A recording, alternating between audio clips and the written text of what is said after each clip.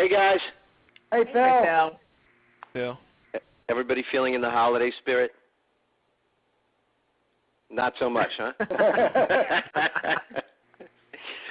Let me start with this. You've probably heard about Carnival in Brazil. Has anybody ever been there?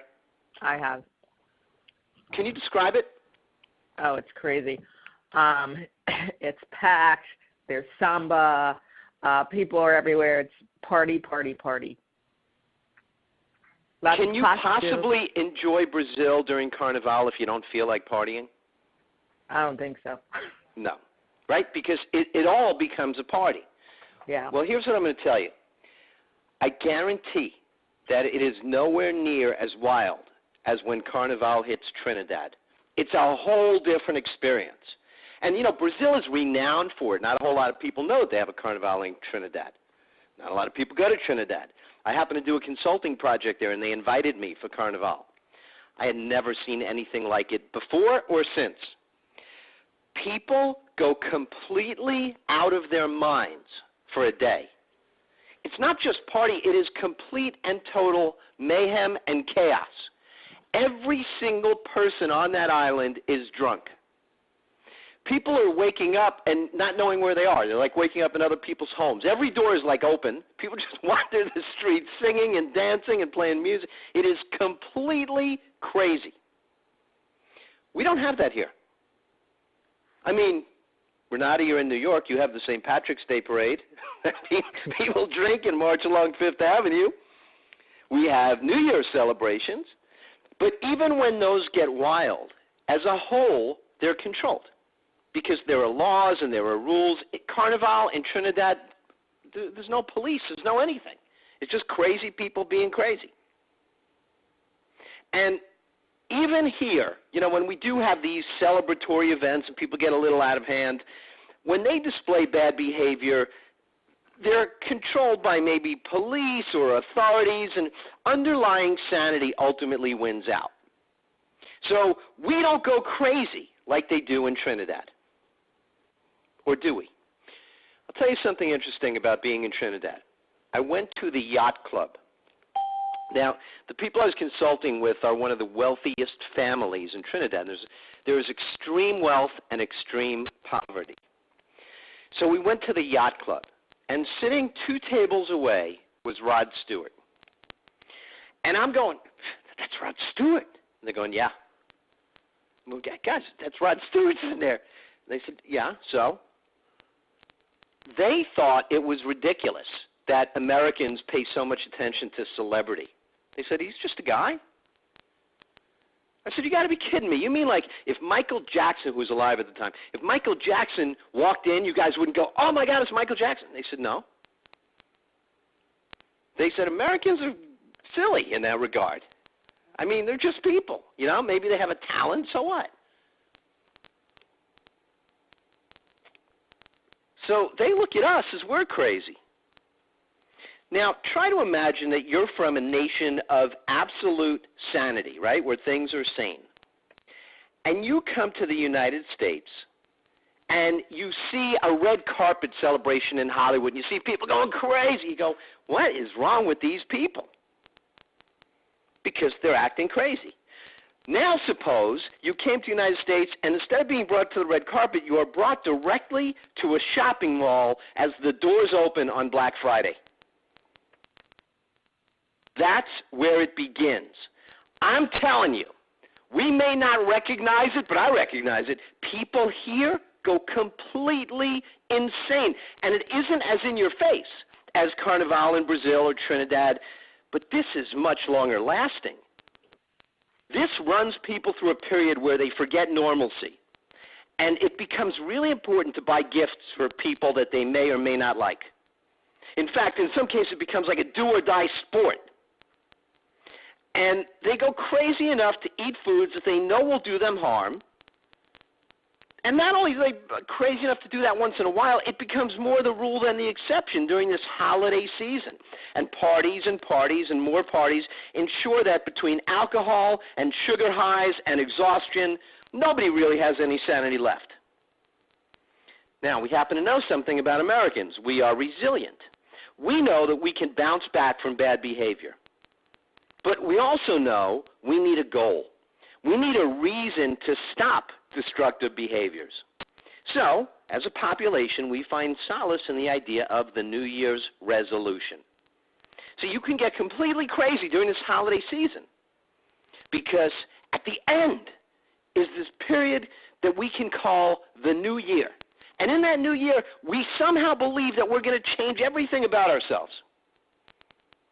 A new day dawns on January 1st, and with it, we commit to good behaviors, even if we've been displaying bad behaviors during the holiday season. But when we commit to these good behaviors, we often commit to behaviors that we've never exhibited before, right? People who never work out say, I'm going to go to the gym every day. They make that commitment. Or behaviors that are founded in misinformation. They go, I gained a lot of weight during the holidays. I'm going to go on a diet. So they commit to this process that we know will fail them. People not only diet, they overtrain and they starve and they fast and they cleanse and they detox. And what are they really doing? They are inflicting sheer misery into their lives. That's what they're doing. The New Year's resolution comes and they go, I'm going to give up everything I love because I need to be healthier. I'm going to suffer. I'm going to starve. I'm not going to eat the ice cream. I'm not going to eat the pizza. And do they stick to it? No. Because they find that it is better to abandon the effort and live with the guilt, at least until next year. That is the twisted psychology that we deal with this time of year. Doesn't make any sense rationally, but it's real. And it is a great time for business. Around the holidays, we can sell the gift of health in gift certificate form, right? All your clients should buy a gift of health for their wife or their neighbor or their loved one, somebody. If we sell tangible products, we can run specials and encourage people to stock up. Buy a heart rate monitor from me. Give it as a Christmas gift. And if we sell programs or boot camps or special offers beginning January 1st, there's the gold mine. Or is it? See, here's what I learned. If everyone knows there's a gold mine, the gold disappears very quickly. Years ago, working to get clients around the new year was a great strategy. But now, health clubs and trainers have come to rely upon it. I was speaking to a health club owner just yesterday, and he said, we're not doing any marketing right now because it's the holidays, but January will take care of itself. So that's the thinking. That's the thinking, that January will take care of itself. And because now everybody believes there's gold in January, more options are put out there than any other time of year. And many of them are backed by tens of millions of dollars in marketing capital. There's a reason that they just came out with Tony Horton's new program, the 10-minute program, just before New Year's. There's a reason that you're seeing all of these things related to losing weight on HSN and QVC and the home shopping networks. Now, one of my strengths has always been anticipation. And it's been frustrating for me at times because I can see things coming. And it's not because I'm psychic, it's just I have sort of a knack for that, the ability to see where things are headed. And sometimes because people can't see them now, it takes them a while to understand. And because I've developed that anticipatory ability, I have taken twists and turns that have always separated me from the pack. So I'm going to teach you a promotion today that will do exactly that for you. So let's go to the first slide. And I want you to think about this for a moment. Who would you have an easier time convincing to train with you?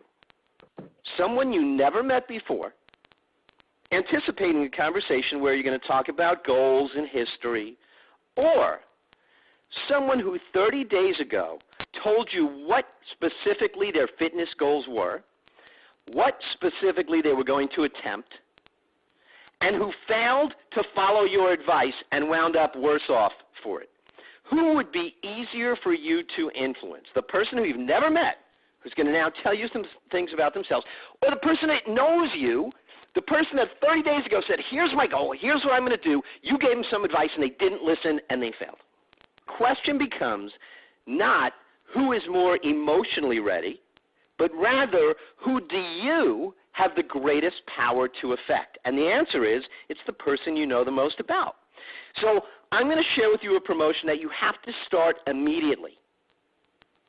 And if you're going to trust and capitalize upon the promotion, then you have to go against conventional wisdom. You will not try to get new clients the first week of the year. Now, don't misunderstand. If somebody comes up and says, I want to train with you beginning January 1st, of course you're going to say yes. And if you have that easy lay-down opportunity where somebody goes, you know what, as soon as the holidays are over, I really need to get fit, you go, great, let's sign you up for training. Certainly take advantage of those. But I don't want you to be on the hunt like everybody else is. I don't want you to be trying to get new business to sign up as clients January 1st. Because that's what everybody's doing. I want you to do something different.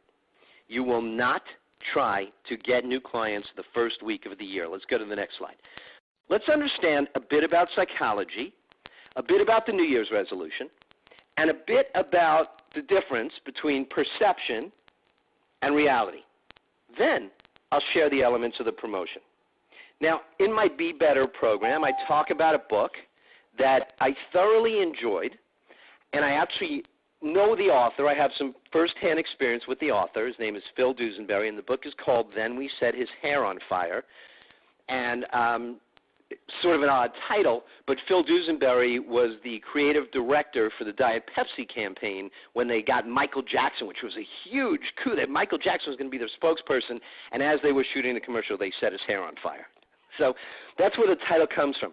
But Phil Dusenberry is an amazing guy because he came to understand the power of something called insight. And that's what the book is about. Let's go to the next slide. In the book, Then We Set His Hair on Fire, Phil Dusenberry says, listen, if we're trying to get people to buy, which is really what advertisers are doing, then it's not just about slamming them with an offer. If we want to do this effectively, there's a process. And the process starts with getting somebody to have the thought, I'm interested in what you're saying. Now, they don't have to say that verbally, but that's the first thing you have to do. You've got to capture their interest. If you can't do that, you're not going to get a customer. Okay, so that's the very first thing. I'm interested in what you're saying. Let's go to the next slide. From there it progresses to, I like what you're saying. Okay, so first it's I'm interested, and that means I'm going to listen some more. And then you got to bring them to the point where they go, I like this, yes. And then there's one more phase. The final phase, the phase that precedes decision, is I feel it. I feel it in my gut. I feel in my gut that what you're saying is valuable to me. And that's how Phil Dusenberry created some of the most powerful advertising ever, by approaching it that way. He said our message has to get people interested, then they have to like it, then they have to feel it. That's really important for you to understand if you're going to attract new business. I feel it in my gut, and I like it. It feels good. You probably heard me discuss the two horses. And this comes from actually the philosopher Plato, who said the human mind is like a chariot drawn by two horses. The smaller of the two horses and the weaker of the two horses is rational thought. And rational thought knows a lot of stuff. Really smart horse. He's one of the horses pulling the chariot that we know as the mind.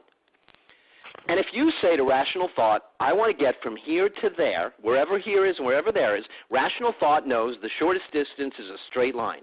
So he's going to go straight. The challenge is there's another horse, and this is the bigger horse. Not as bright, but very playful. And the bigger horse is named emotion. So emotion's happy to trot along next to rational thought until something captures his attention. So when somebody says, I'm going to eat clean every 3 hours, I'm going to eat a lean protein, a starchy carb, and a fibrous carb, rational thought gets that. And then you walk by a pizza place, and emotion goes, oh, pizza. And rational thought's trying to pull, going, no, no, no, we got to go this way to eat the clean meal, but emotion is stronger. So that's the way the human psyche works. That's the way people are influenced. So let's understand this. When we are talking to somebody, trying to get them to make a decision, for example, the decision to retain a personal trainer, we're speaking to two different horses. And if we only speak in terms of rational thought, which is what most trainers do,